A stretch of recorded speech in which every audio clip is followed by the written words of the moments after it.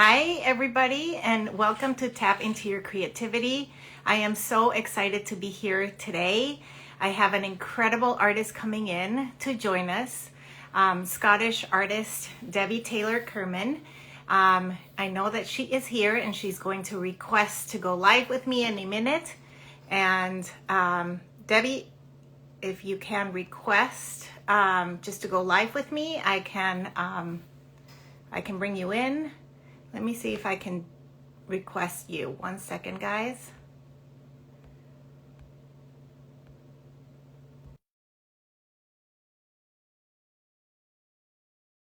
Invite, and you can just accept, and hopefully there she is. I was so afraid that I was going to mess this up because I'm not very good at technology. So, yay, I made it. You did, and I'm so happy for you to be here today. Thank you so much, Debbie, for joining my army of artists. I know there's been a lot of talk about where I have been, but I'm just taking my time. I'm doing one interview at a time when the time is right and when the artist is right. And I know that you are the perfect candidate artist. And I know that you have an amazing soul. We've had a beautiful conversation before, and I know all of our people here is going to be just delighted for this incredible opening of your studio, opening of your heart. So thank you so much for joining us, everybody. I'm going to turn the comments off, and then we'll turn them back on the last 10 minutes if you have any questions for Debbie. Thank you all for joining us. This is incredible. I'm so excited for all of you to be here. So Debbie, please tell us a little bit about yourself, who you are, where you were born, and give us a little bit about your background. Okay. First of all, I just want to say, Sandra, what you're doing is incredible. I just feel like I feel very emotional, even just sort of starting to tap into that, because, I was thinking about it just how during those COVID days, like where I live, there was lots of lines at food banks, like they were literally round the block, So the fact that you started this and were donating to Feed America and you've fed so many people is just mind blowing, and I'm just in awe of your generosity, and I think I'm really glad for you that you've taken a wee bit step back, to make some time for yourself, because I could imagine how time consuming this is, So, and I really needed to say just a personal thanks, because I just think it's incredible, So Thank you. I couldn't do it without my artist. I really couldn't do this without my artist. So you're as much as part of this project as I am. So thank you so much. It's like you said, it's so important. And I grew up in Mexico City where, food scarce is everywhere. And so it's a dear cause to my heart. So thank you. Yeah. Wow. Well, it's amazing. Well, thank you. Well, I grew up in Scotland. I didn't know that you grew up in Mexico City, so it's nice to know that. Never been, would love to. So I grew up I was born in Glasgow, which is one of the major cities in Scotland. And then my parents moved to the suburbs when I was about 3 or 4, So, so my parents were both working people. My mom worked in the supermarket in the butcher's department. My dad was a carpenter in the building sites. And so, I'd never really had any artists in my life, and there was no professionals in my life, so, but at school I was always good at art. That was my thing. I was good at art. And I was very fortunate to have a really incredible teacher who's actually one of the foremost Scottish colorists. His name is Archie Forrest. Follow him if you will. He's just an incredible artist, and I was fortunate enough to have him as my high school teacher. So he was just the coolest guy. I'd never met anyone like him. And I always sort of think, like, because being working class and growing up poor, like it was maybe once a month or once every couple of months we got a treat to go to the local Chinese restaurant or something, and this this guy, Archie Forrest, he used to go out for dinner on a Tuesday night, and I thought it was like, oh my God, that's like another life. But he was just the coolest person, you know, so it was just an amazing example. So he was the one that really guided me to go to art school, you know. How old were you? So, you know, I had him in high school sort of like 14, 15, and then, you know, when we were planning to go to college at 18, you know, so there was about 4 of us in the school that were, you know, where we went, it wasn't like a lot of people. There was only like 10% of the people in my school that actually went to college, you know, because it was a very working class community. Most people left at 16 and went on to get trades and stuff like that, you know, so it was a huge deal for me to go to college. You know, I think we'd never really gone through the process. I went through it myself, and I didn't get into college the first year, you know, because in Scotland at that time there was only 4 art schools, and you had to apply. It was just one application, and you put your first, second, third, fourth choice. And so, you know, Debbie, let me stop you there for 1 second. So you always knew you were going to art school? Was that never a thought in your mind that was going to happen? No, you know, I had lower expectations. I think I thought I would maybe be a hairdresser. I think I wanted to be a flight attendant at one point because I always wanted to travel. You know, I really wasn't thinking, because I didn't really have anybody in my life that was a professional and were in the arts, and I never thought that you could make a living or something like that, you know. But just as I got older and as I really fell in love with art, you know, like I thought, like it was my art school teacher. I think when we were 16, he took us to see the degree shows at Glasgow School of Art. And walking around, like, and I remember walking around thinking, I don't think I belong here. Because, you know, at that point, all like art students are all right. Exactly. I don't know if I belong here, you know. But, you know, I just was encouraged. But then I didn't get in. I didn't get into like my first choice, and it was devastating. And I think my parents just thought that I would just go get a job then, you know. So I took a year out, and I had an incredible year out. You know, I worked 2 jobs. I worked in a bar and I worked in this railway store, and we're selling newspapers in the morning time. And then I joined an unemployed theatre group because a couple of my friends were in the theatre, and then I ended up touring in Scotland doing some theatre, and performed in Burlinnie Prison, which is one of the biggest, most notorious prisons in Scotland. That's so and that was an cool. Yeah, and at the same time, you know, like I think I you know, I've never been diagnosed. My son was diagnosed dyslexic, but I think I'm dyslexic, and you know, you have to get kind of university qualifications, and I had failed my English.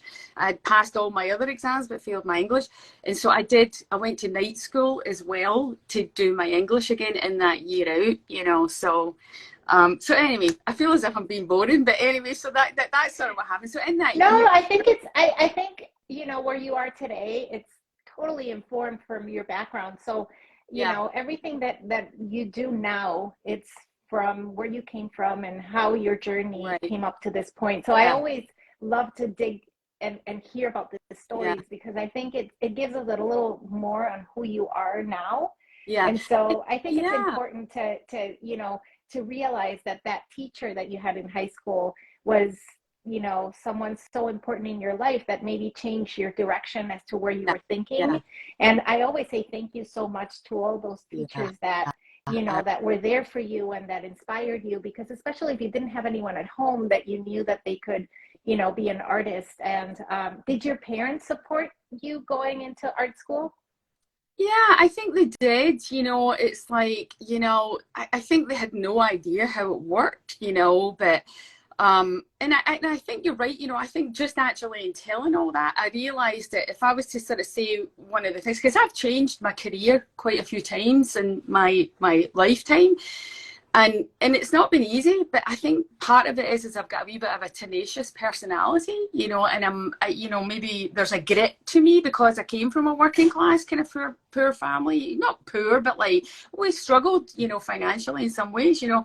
So I think like I have a kind of grit that just, you know, I've got a fight in me, you know. So, you know, even although I didn't get in, so I applied the second year, and my art school teacher said to me, maybe you shouldn't just apply to the Scottish schools, maybe you should apply to the English schools as well, because you've really only got one chance to get into the Scottish school. so I did that, and I ended up getting to St. Martin's School of Art, you know, so I ended up going down to London, which that was a hard thing for my parents. I think they had no idea at all, like, because they thought I would be local, you know, and I don't think they knew anyone that had ever had their kid go away to college, you know, so that was a big deal. And I remember standing in the town centre waiting for the London bus to come through, and my dad crying, saying, you know, you don't have to go. You know, it was sort of out with his kind of concept of how he thought life was going to be, that his daughter would go to London, let alone New York. Oh, gosh. So I can relate to that, because in Mexico, families stay together. And when I had to move because of my husband's profession, you know, it's shocking that, you know, our family didn't stay together and that we moved all the way here. And so I understand that for your parents, it's heart-wrenching to see it. And on the other side, you know, you see your kids, you know, fulfilling their dreams, so you want to support that. Yeah, exactly. But I totally have more empathy now, because if my kid came to me and said, oh, I want to go live in Scotland now, I'd be like, oh my God, you know. So, so after school, tell me a little bit about those years. Well, after going to art school, Mm-hmm. well, I ended up, you know, I loved painting, you know, and but I ended up, you know, I think I did textile designs. I specialized in textile design and printed textile design. So I had went to London, and then I was transferred to Liverpool School of Art, and then I graduated from Liverpool School of Art, which is now part of Liverpool University, and it's where John Lennon went. Ooh, that's super cool. Well, like, there was an old elevator in the building, and there was a notorious story that he used to pee out, because it was one of those open ones, you know, and there was a story that he would pee out the elevator. So anyway, you know, we all loved that, you know. So anyway, so when I came out, I had really no idea what I was going to do, and so I went back up and I lived in Scotland for a wee while. And while I was in Scotland, you know, there was high unemployment at that time, and the government had done this youth opportunity thing that, like, you could get £5 more than unemployment if you started your own business. So I was fortunate to get chosen as a graduate to take part in this big exhibition in London that showcased the 50 top graduates. And believe me, I wasn't one of the 50 top graduates. I don't know why my teacher chose me, but anyway, maybe she's seen my tenaciousness, I don't know. But so I did that, and I had got a few contacts, and I sold some work, and so I had joined this youth opportunity scheme, and where they help you for a year to get on your feet. So I did that, and I had a couple of friends that were in Liverpool that had gotten a studio together.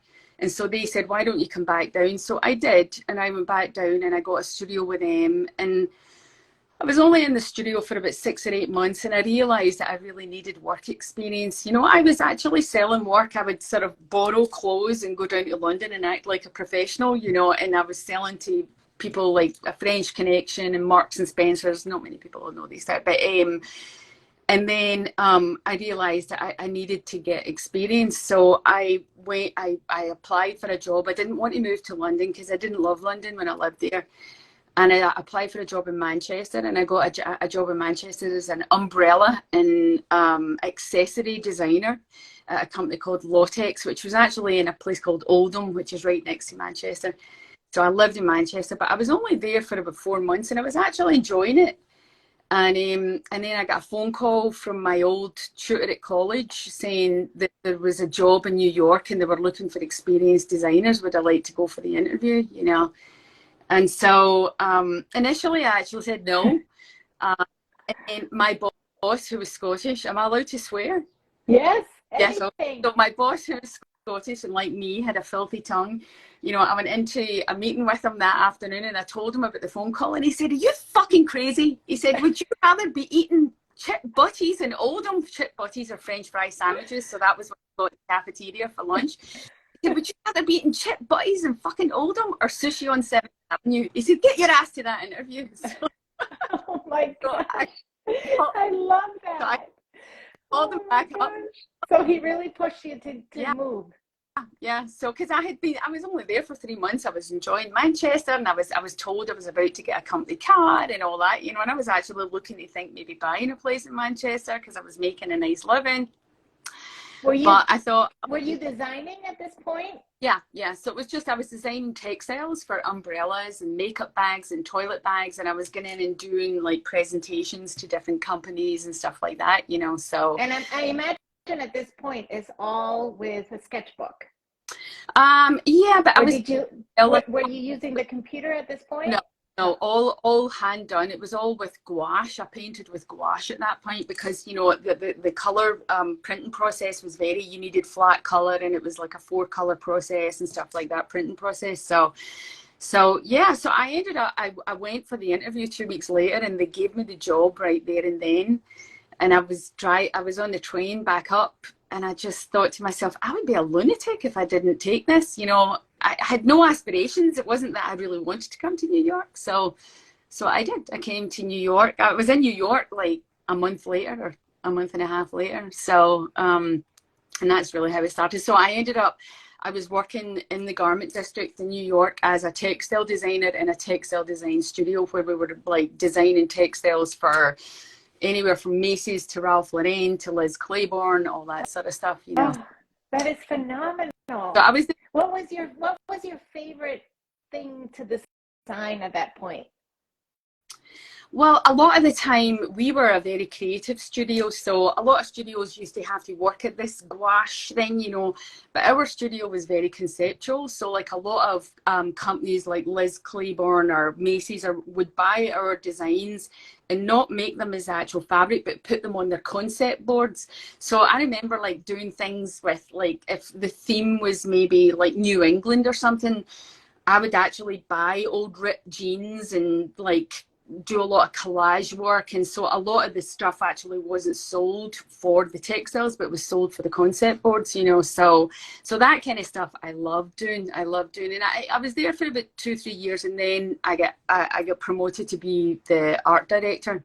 So I was the art director then for another couple of years, you know. So, but I didn't love art directing. I just spent my whole time wishing I was doing the creative stuff, you know. So, because I was basically giving the stuff. Right, giving direction and managing everyone instead of creating. But it sounds like you had a lot of freedom to create in this company, you know, to really explore and do different things. Yeah, it definitely was. It was as far as a company goes, like to work as in a textile design studio, there was a lot of creative freedom, and it was a company called London Portfolio.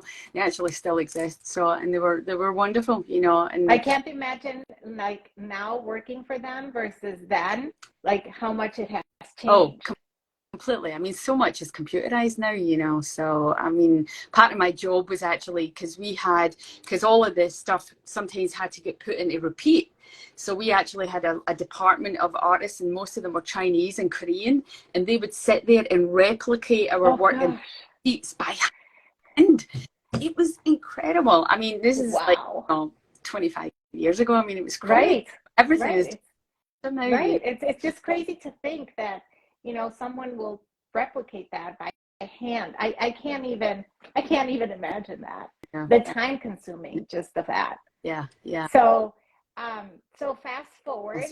So after you are done as being the director of this company, of the artist department, then what happens?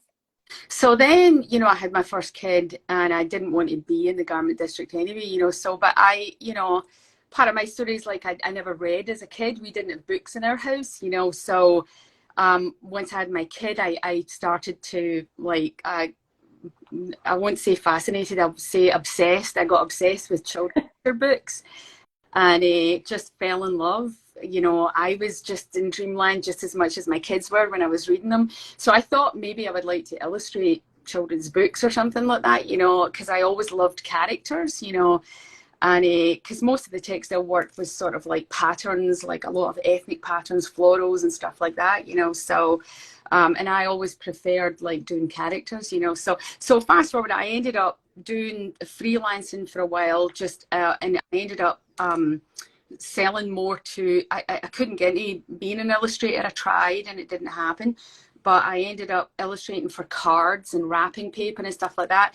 And then it sort of grew, and it morphed into this business, a licensing business, where I was just licensing my artwork to many different companies. So like I would paint an image and I could sell that image on 20 different products. Like it would be a card, a piece of wrapping paper, a piece of art for the wall, a dinnerware, popcorn tins, Christmas ornaments, fabric, you know. So, and it was ended up, I had quite a few lucrative years, you know, doing that. You know, I had like dinnerware patterns, like in end caps and Target and Kohl's, and I had a whole line of Macy's and stuff like that, you know. So it was great. I actually loved it. I loved it for a time, you know. And so I was actually doing that. I mean, during the recession there, you know, like business kind of like around 2010, business kind of like fell down a bit, but I still was kind of plugging away, and I had some really nice clients. And but then once the pandemic hit, and I knew that I was kind of dissatisfied, because so much of what you do in the commercial art world is about pleasing the client, you know. And I've been an artist all my life, you know. I know about color, I know about texture, I know about, you know, composition, you know, whatever area in the art you're in, you know, you just learn about that. But I hadn't expressed my own voice, because very much commercial art is just about pleasing, you know, the client, and very trend orientated, you know. So in 2019, I you know, if I'm going to swear again, I was like, can I draw another fucking snowman? You know, because snowmen, like Christmas things, a huge thing. And I've probably painted about 400 snowmen in my life. Oh gosh. So I was feeling like done, you know, and I knew that I had this voice inside me for decades that wanted to create art. And I came to my table many times to sit and try and paint, and was tight and had no idea how to start, and would hate it, and then just give up and just say, it's not for me, I'm not an artist, you know, I'm a designer, I only know how to design a trend, or create art for a trend, or a client, or whatever, you know. And then I came across Nicholas Walton, and it was another artist, Sue Zipkin, that had put up like the thing about Nicholas Walton, and I joined the Art to Life thing, and I started hearing what he said, and I did CVP, the Creative Visionary Program, which Nicholas Walton did, and it would change my life, you know. So that was in 2019, and I absolutely loved it. And so for the first year, I was painting, and I was doing all the concepts and just working hard, but I was also designing at the same time. And then the pandemic. That's a lot. Yeah. Because I'm a CVP alum as well, and it's a lot. It's a lot. And Nick has been in this program as well, so I understand. To work and then have this, it's a lot of commitment. Yeah. It was, but I felt like more so that I had so much more joy creating the art. And it was task driven to create the design stuff, you know. And then when the pandemic came, you know, all of my markets kind of closed down anyway, you know. So you know, it just was a natural thing that I would just want to come up to my studio and just paint, you know. And so I did, you know. And then, you know, not long, it was the week after we went into lockdown, my dad died of COVID, you know. And it was, I'm so sorry, Debbie. Thank you, Sandra. Thank you. And it was devastating. It was absolutely devastating, you know, like, and it was just, I didn't. He was back in Scotland, and you probably couldn't get there, right? Yeah, so I couldn't go home. So, and even the whole week before when he was dying was just horrendous, you know, because it's always hard to talk about, but, you know, he you know, it was at that point no one knew what they were doing, you know, and so he was in total isolation. No one was allowed to visit him. So even if I wouldn't have been able to visit him. So all my connection was through the doctors and the nurses, and they were just so sweet and so kind, and they were just as devastated, you know, having this poor man dying in front of them, and he was having to be alone. And so I knew that they were the ones holding his hand and trying to like guide him through. So the trauma came from like knowing how he had died, and then not being able to be at the funeral, and so not having a real closure, yeah, and being there no, to yeah, support everyone around yeah, you and yourself. yeah, Yeah, yeah. can't even imagine. I'm so Oh, sorry. thank you. So at the time, the only kind of solace I was finding was actually CBP was still happening at that point. I was doing 2020 CBP the following year, and I wasn't able to paint, but I was just sitting and lying on my couch watching the lessons, you know. And then, you know, George Floyd was murdered, and it sent me into an even bigger kind of like deep hole, you know. And and and I was watching the news, and there was all this negative footage about Black Lives Matter, like you know, things like at these rallies, these peaceful rallies that were in New York City, they were making out that it was like wasn't, and it was just terrible, you know. And so I, at that moment, and in that time, I realized I needed to paint my grief. I needed to paint my grief, and I needed to paint.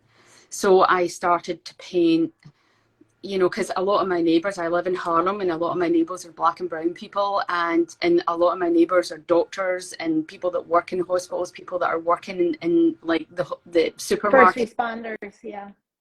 And I'm watching them in the street getting out with their uniforms on and stuff, and so I started to paint, you know, people, essential workers, first responders, all that, you know, during the pandemic, you know. And that was the thing that it felt like a healing thing, because it felt like a gift to my dad, because it was these people that were there for my dad. I was going to Whole Foods with my mask on, and these young women were serving me, like, really probably their kids were at home, you know. I mean, I just had such tremendous gratitude, and that was when and so it all came out then, and it spilled out of me, you know. And it was at that point I knew I need to just do this. This is what I need to do, you know. So yeah. Yeah, I mean, where you're going to take us right now on a studio tour, so we can see some of your artwork, and you can explain a little more. But if you haven't seen Debbie's work, I highly encourage you to go and dig deep into her painting, because it is so impactful, and it is just, you know, were able to embrace both the grief with the beautiful. You have the yin and the yang happening at the same time, finding that balance. And you know, I saw myself just looking in awe of how you were able to communicate everything that you just said. Oh, that's very sweet. Thank you very much. I appreciate that. So right now, Debbie, you're going to take your phone and you're going to flip the camera around so you can take us around and show us your studio, and we can talk about your work. Okay. There we are. So this is my studio. This is probably the nicest thing about my studio, Wow. I think. Wow. So you can see, you go outside. It's I live in New York City. I'm in Harlem, so this is my view of the city. So it's Wow, look at that. That is fantastic that you can just open the doors there. Yeah, it's actually really lovely to go out and just take a break. And, you know, also, you know, when you need to spray things or whatever, I can just take it out to the deck. So yeah, that's amazing. So this is my studio. It's not very big. I don't have a big studio, you know, and this has been my big conundrum, because the next thing that I want to do is paint big. So I'm trying to figure out how to like configure that so that I can make that happen, you know. So this was a piece of work that I've never put it up for sale, and I don't want to. That was it was one of those life-changing pieces of work that I thought, this is the way I need to go. You know, it was like zoom in a little more so we can, there we go. So can you talk about it? Yeah. So it was actually before I started this whole subway series, like, and I had seen this little lady, she was a little Chinese lady in the subway with her cart, and I just thought she was the most beautiful thing ever. You know, I just loved seeing her, and so I just needed, it was from memory, and I just created this, you know. But it was just, there was something about it that just felt like a breakthrough, and so I've never sold it, and I've kept it here, you know. I love it. I love it. Do you take pictures of those moments and then you paint them, or you just have them in your mind and then you approach your painting? I do both. I do both. Like when I'm in the subway, I'll take photographs. When I'm on the street, I'll take photographs, and I just have loads of photographs, and then I might print out a whole load. And then other times it was from memory. And this little lady, I did actually take a photograph of, but you know. And is it mixed media then? Yeah, collage? it's media. There's a lot of collage in here, and yeah. So, but it's acrylic, you know. So, Oh, and I love that. ones, you know, each collection that I've done has just been a phase in my life. You know, most people that follow me know that, like, I went through, after being in the dark depression of, like, you know, in lockdown, I started to dance, you know, and it was just about trying to find my joy, you know. So this is, You know, it's very unique, your lines, how you use your lines oh, and your composition. thank you. Because with very, very, you know, thin lines, Yeah, it almost is as important as the loud conversation, but you know, your quiet conversation is so important. yeah. Thank you. I do a lot of scraping, you know, to get the thin lines. So these were sort of part of the latest sort of work that I did. I just did the other art fair, and so a lot of the work sold. So, but these were a couple that didn't sell. Congratulations. Thank you, thank you. This is another. So, and these ones were interesting because this was actually, I'm really into resalvaging and recycling. A lot of my house is like resalvaged and recycled. So when I was a commercial designer, I actually, one of the deals that I had was with rubber mats. So I used to get lots of you know, samples that they would send me. So I actually decided to paint over them. So these are actually on rubber mats. You can see. Oh my So, and gosh, I just love I just that. upcycled them, and I painted on them, and I actually think that it came out great, you know. Yes. So Wow. And the paint was, did you have to gesso it before oh you started to paint? yeah, because yeah, big time, a couple of layers, and then, you know, I mean, there's probably about 10 layers of paint on this Um, thing, you know. So sure. I'm sure. yeah. So and these are the smaller ones that were left from the other art fair as well. So, and this is a painting that I've been working on solidly for the last week, and it's actually maybe one of my favorite paintings I've done so far. Why is that? I don't know. I feel as if, like, I came through, I went forward in some way with this, you know. My work is sort of like, it's this yin yang between figurative and abstract. And I think if I was to say what do I want people to get from my work, I think, like, initially, like, I'd like people to stop and say, wow, this is different, and then, but not know what it is in a way, and then they have to stop and take a closer look to discover, you know, what's actually going on. And I think there was so much subtle to this that from a distance you actually can't really see a lot of what's going on, but then once you get closer up, you can see a wee bit more of the story, you know. So, and I feel like it really captures a lot of the urban feeling that I like to get in New York, you know. So you know, and this collection was really, it's about, you know, my love of the diversity in New York. And I feel that although the New York City subway gets a bad rap a lot of the time, I find it just one of the most harmonious places, because you see people from all different backgrounds, walks of life, races, colors, religions, whatever. You see everything, and everyone's just sitting peacefully next to each other for the most part, you know. So I find, I would have to agree with you. yeah, And what I like about, you know, your paintings is that you do have a story behind it, and you do have to come up front and see it, and then go backwards, you know, back and just appreciate the story behind the painting. Like, it makes you want to question what made you paint this, you yeah, know? Yeah. which I think it's so important for the viewer to be engaged in a conversation with the piece, and I think you do that in every piece actually. So Thank you. Thank you. yeah, yeah, and I actually think that you like this because it's a bigger scale than you're used to. Yeah, So worked on this quite a bit, this scale, but I mostly vertical. There was one time I've done horizontal set, but I do actually like this size. This is 24 by 48, and I think also I have been like I was working on these like small pieces, that had kind of similar figures. So then to be able to go from that and then go to this, like the freedom that was in this was great, So yes.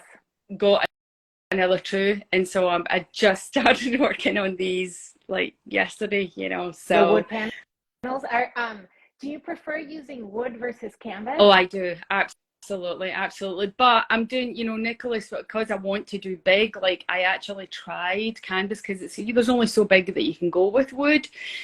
So, Nicholas Wilton sort of shared that he does big where he wraps canvas around solid wood, So I experimented with that. You can see I have these 4 wood panels here that I actually just finished a collection like last month, and I used these panels and I wrapped them around, and then I just got stretcher bars. I took them off and it worked. So I've actually just ordered my first really big scale, like 48 by 60s, Oh, so I can't wait. and I'm going to get the canvas, and I've ordered the canvas. So, so anyway, I'm super excited. Do you have any of your materials, your favorite materials out there that you can show us? Yeah. So, I don't have a lot of organization, I'm sorry, but so I do the jelly plate a lot, and so here, like, it's just, and I also get like things on from vintage stores and stuff. Like I had got this old book, and it got stuff like this. It's no organization whatsoever. I like old books whatsoever, and What I call it's organized chaos. That's yes, what it is. exactly. So that's my collage drawer. Pretty organized to me. Really? Oh, Yes. thank you. So, and then here is all my paints, like all my acrylics, like just, and I use different kinds. I use like the really high end kind that I'll mix a lot, and then I use the cheaper brands, and I mix it all up. And then my favorite mixing pots are here, these Body Shop. Like I use this Body Shop cream all the time as body butter, and these are just the best mixing tubs. So I just mix all my paints in these, so I'll take you. This is fun. I'll take you. So my house, my studio is in a brownstone. We own the brownstone, and I'm at the top of the building. Okay. So so these are some of the essential worker Oh, wow. paintings that haven't sold yet, but so that's interesting. I'll show you. I'll take you just a wee walk down here. So this is the stairs going down to my home. So, and I'll just show you. I love this. I get really good exercise, if you can see how far. Oh my gosh. So I'm 5 floors up. So, Oh so this is, I get my exercise every day coming here. So I love that. Yeah. Wow. So, Okay, you got to stop in one of those paintings so we can just see it quickly. okay. So Your favorite one from that wall? that one. This is one of my favorites. It was one of 4 that I did, and then this one here was. Yeah, it's that self-embrace, isn't it? Yeah. It was so many images we've seen of these doctors standing outside, Yes. just Yes. so. And even back then, so that was 3 years ago, I did these. I was still obsessed with the subway, thinking about, but it was more about the space in the subway, how people were isolating, and it was only essential workers that were in the subway. So I love it. okay. All right. And do you prefer working on a flat surface versus the wall? Yeah. It's you know, I did actually, you know, like I, you know, have these that drilled in. So I actually did take some of them out, and I did one big piece of canvas across here. But I realized that even with this anchor here, I got the mark of it on the wall. Yeah, You yeah. can't really do that on the wall. I'd need to take everything, all of these anchors and screws out, and just it be really, really flat. But I definitely want to work against wood, you know, because I like to actually switch it around, you know, because I like Yes. it now. So yeah, yeah, Exactly, exactly. So, Debbie, you have been not only an amazing artist, but also you are donating a piece today. And do you have it so we can yeah, see it and you can talk to us a little bit about it? We yeah. are asking $300 for this piece. And as you all know, 100% of the proceeds will go to Feeding America. And so, can you tell us a little bit about this incredible, beautiful piece? You know, this piece was just, again, it was conceived about the New York City subway, just about two different people from two opposing worlds, you know, that were both nodding off, you know, and there's an intimacy there, but even although they're from two completely different worlds. And a lot of the titles that I did on these paintings were very mundane titles, like, you know, what am I going to have for dinner tonight, or, you know, thank God it's Friday. And this one is called I wonder if my connection's going to be there or something. I can't remember now fully. And you know, these are the mundane things that, regardless of where you are in your life, like what economic background, what race, religion, we're all thinking these kind of same mundane thoughts when we're in the subway, you know. And I think that's the one thing that kind of transcends like where you're from, and just we're all connected, you know. And oftentimes in the subway, we're all exhausted or in our own worlds thinking or whatever, you know, and it doesn't matter who you're sitting next to, you know. So I think when I think about it, like I created this collection just about hope and love, you know. I think like in connection, you know, I think connection is a huge part of it. You know, we were all so disconnected during COVID. And now, like, I just feel that connection is so important, you know, and connection, I you know, couldn't agree more. I couldn't agree yeah. more. This is so beautiful. And again, if you're And you, interested in purchasing this piece, you can DM me or Debbie, and we will let you know how you can make your donation to Feeding America. And it's on a cradle wood, and it's an 8x8. yeah, yeah, it's called Please Let My Connection Be There. Oh, I love it. Oh my Yeah. gosh. Yes. So All right. hopefully one collector will be very happy to get this, and then we will be able to provide 3,000 meals with your purchase. So please help us do that today. So Debbie, let's go back and sit down and switch your camera around and continue our conversation. So we have a live fundraiser, by the way, and we've raised $91 so far. So Yeah. thank you so much for everyone that has donated. I can't thank you enough. It really makes a difference. Every single dollar that we raise, it makes a difference. So thank you, thank you, thank you. Debbie, so are you thinking you would like to teach at some point, or you're content where you are right now? What are your plans? Mhm. Where do you see yourself in like 5 years from now? I don't know. You know, it's really interesting because quite a few people have asked me about teaching, and I was asked to teach a specific class, and I said yes initially, and then I pulled out of it, which I felt terrible about. And you know, I don't know what it is. Like, I was an art director for years, and I really liked it in lots of ways, but I think like so much of my life and my career has been about giving and about outside of myself, you know. And I think this is the very first time that like it's about me, you know. I just became an empty nester, like my younger son went to college 2 years ago, and so it felt like it was difficult. I actually struggled with it, you know, and but I feel like it's a kind of pivotal time in my life that's really about me. Like I'm almost 60 years old, and I feel like this is time about me. But on the other hand, like, I never aspired to like grow a huge Instagram thing or whatever. It wasn't my aim. My aim was to share. I'm very much about giving back as well. I have this kind of ingrained in me, like about giving back. Like I donate 10% of all of my sales, like to charities that are close to my heart.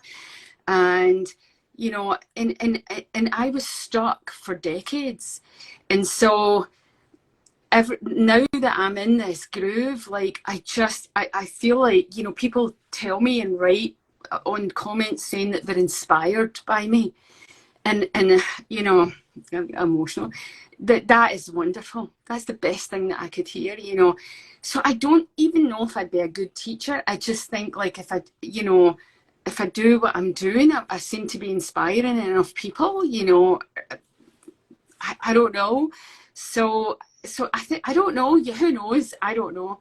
But it feels like, it doesn't feel like the right thing to teach right now. It So you feels, have to, I always say, like, you have to have that sixth sense that comes into you, and you have to listen to that voice, because that voice that is telling you you have to keep doing what you're doing, because you're not in it for the likes. yeah, You're yeah, in it for yeah, your heart. yeah, And that is just a huge yeah, difference. And that's what I tell young kids coming into, into being an artist. It is a hard yeah, industry to be a part of. It's a hard thing to call yourself a professional artist and to have that validation. But the validation has to start from yourself. oh, And the minute that you validate yourself, yeah, it can come yeah, through. And I feel like you said you're almost 60, and you really started this journey only 3 years ago. But if you look back into your interview now and you hear yourself, it's been 60 years to get to this point. I know, And so I think that it's so important that you're doing and you're listening to yourself and putting yourself first. yeah, Because like I always said, we've gardened we've watered our garden for so long. Now it's time for somebody else to water us, uh, and to take care of us. yeah, And so I congratulate you for doing what is in your heart. thank you. I think like it's been a lifelong journey, like not to get into too psychological, but for me, I think I grew up sort of never feeling enough, and never feeling that I was good enough. And so I battled with self-esteem all my life, even although I've got a pretty successful life, in some ways, but it was such an old voice that I had from my past, of just never feeling that I belonged or that I was good enough or whatever. And the art world just seemed so intimidating as well. Like it feels like that's not a place for me, that people like me don't belong in the art world, And so, and I also think there is a kind of like, creating art, there is a self-centeredness that has to come from it, because in a way you have to have this kind of sense of entitlement that you can do this, like just create art, and I feel that like it's been a lifelong journey getting to this point that like, yeah, Debbie, you can do this, you're entitled to do this, but at the same time I'd love to be able to inspire and share with other people, like, that you can do it too, and I think Nick Bolton does that in a brilliant way. He's just one of the most generous, genuine human beings. He's just lovely, and if anyone's not taken his class, highly recommend it. Yes, yes. So, So tell me, Debbie, because I will be the first one to say that you are more than worth it, and more than validated of your work and your soul. You're just beautiful inside and out, and it's just shining. And I think it's just the beginning of many amazing things to come for you. So if you would like to share maybe some tips for people who are thinking of going into the art world, what would they be? And I'm going to open the comments now also for questions. So if you have questions, this will be the perfect time for you guys to ask the questions. But if you want to give us maybe a few tips for, you know, for artists that would love to start and they don't even know, or things maybe that you would do differently now that you did before, that you know that works now. You know, I think like it's the thing that I have constantly been just checking in with myself, you know, because as much as like what you were saying about not worrying about the likes or not worrying about it, you know, we're only human, you know, and a lot of us do seek validation outside ourselves. And so for me, it's a daily practice to like just come into my own self and just sort of say, so what do I need to do for me today? You know, what's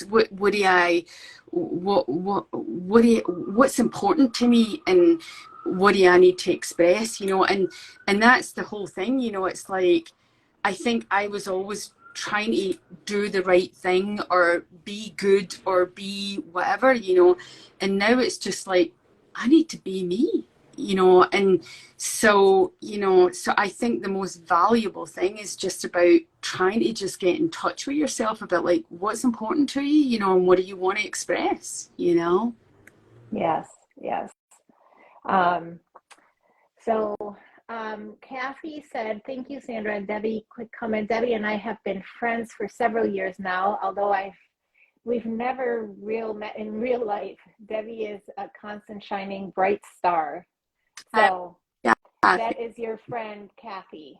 So that's really sweet. Yes, really, really amazing. And you know what, the other thing that is really incredible is the connections that we can create, and the incredible community of artists that you can surround yourself with, you know, through this environment. And I always, you know, I never thought this would be possible, but when I started this program, you know, and Tap Into Your Creativity in 2020, you know, I thought, you know, what a great gift to not only myself, but to each other, to support each other and to lift each other up.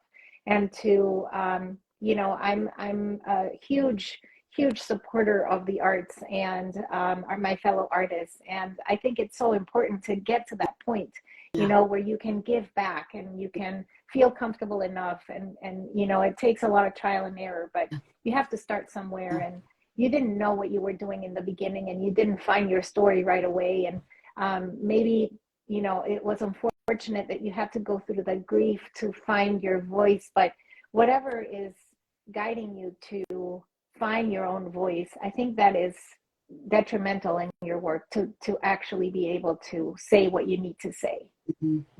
Yeah, absolutely. And you know, also just the technical side of it, it has to become like a consistent practice. You can't just make it happen overnight, you know. And I think that's the thing, is like, I come up to my studio almost every day, you know, and there's some days that I'm like a slug and I'm like, you know, I don't know what I'm doing. And then there's other days, and then in those days, sometimes I might just pick up my sketchbook, and, you know, I often don't paint facial features, you know, but like I actually like to do it in my sketchbook, or, you know, just play around with color, play around with scribbling, you know, like collaging, you know, like I get the jelly plate out, you know, doing something every day. And I think that just, it feeds off each other, you know. It's like once you start doing something, and then a spark can happen, but unless you do it and it's getting over that hump, you know. I actually, one of the big things that I did with myself was like, because I was terrified of revealing myself to be really shit, you know. I said to myself, I'm going to give you permission to create 100 pieces of shit art without judgment, you know, like, meaning like obviously you have to go through it in order to find the one. Yes, exactly. exactly. But it was because I think every single one felt like precious and like it had to be good.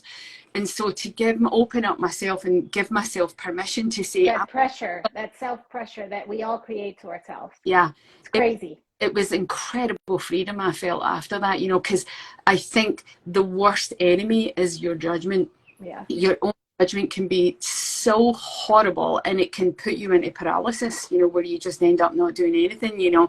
And so for me, I've learned to let that judgment go and be kind to myself, you know, and also yes in experimentation. yes And most of the time I play in experimentation is shit, you know, but that's where you find the good stuff, you know. So our friend Raina just said that she wants to agree fully about how being in New York City restores your faith in humanity. And thank you, Debbie, for inspiring. You're honestly a sterling bright star. Love me. Yes. So everybody's saying, I love your work. I love listening to both of us share, and thank you so much for your kind words. And yes, I believe there is a way to donate. You can go directly to Feeding America and make your donation. Not sure why it's taking you through Facebook, but maybe because it's Meta who's taking care of the live fundraiser for us.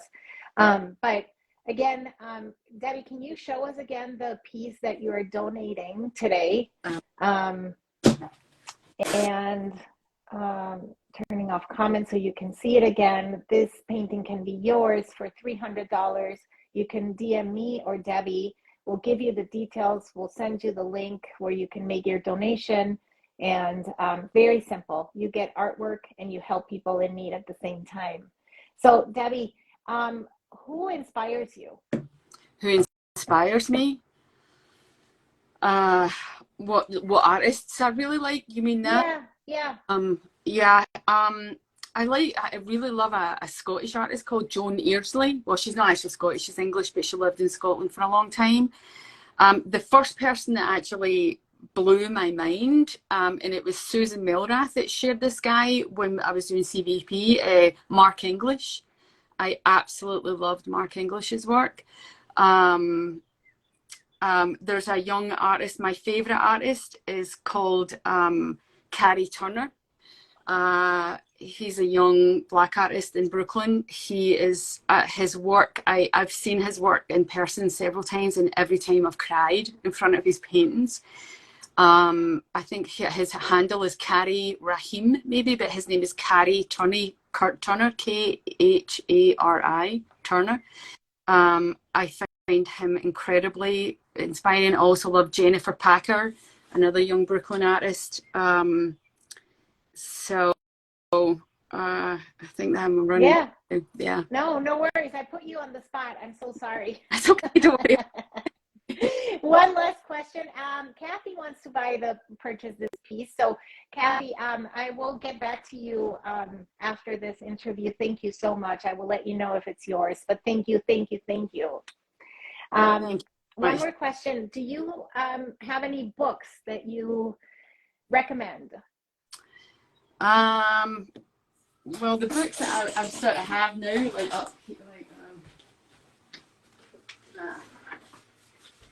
these are the 4 books that I'm sort of like, I've read this one. This is a Mark English book. And I love this, the Alice Neal. I went to this exhibition and I just flicked through these pages a lot. I actually went to this Faith Ringgold exhibition, the Lower East Side, and it was fantastic. And I love Faith Ringgold. She's another one. And then this is Joan Earsley. This is the woman that I was talking about. So I love this book. Here's what you're going to do for us, Debbie. You're going to send me pictures of all the books, and then I'm going to put them in my story for all of you guys to see. And you can purchase them if you want to, but know what inspires Debbie. It's huge. So I can't thank you enough for this incredible, candid conversation, just so heartfelt. We not only made money for Feeding America, but we we communicated in such ways that I know that I have a friend for life. And Oh, thank you. I just, I adore your soul, your painting. You are an inspiration. You are enough. You've always been enough. And I hope you go back and listen to this with just awe of yourself.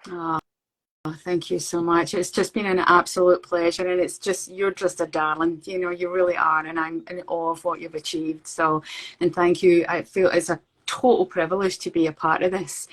I just feel so grateful, and thank you for everyone who donated and who. Yes, yes. Thank you for everyone that has been here listening to us. And my next Tap into Your Creativity will be with Steve Amony, who is my mentor. So you don't want to miss that. It's going to be incredible. And I will post when that will be on. And again, everybody, thank you so much for your help, and have a beautiful weekend. Enjoy. Thanks, Debbie. Thank Bye-bye, you. everybody. Bye.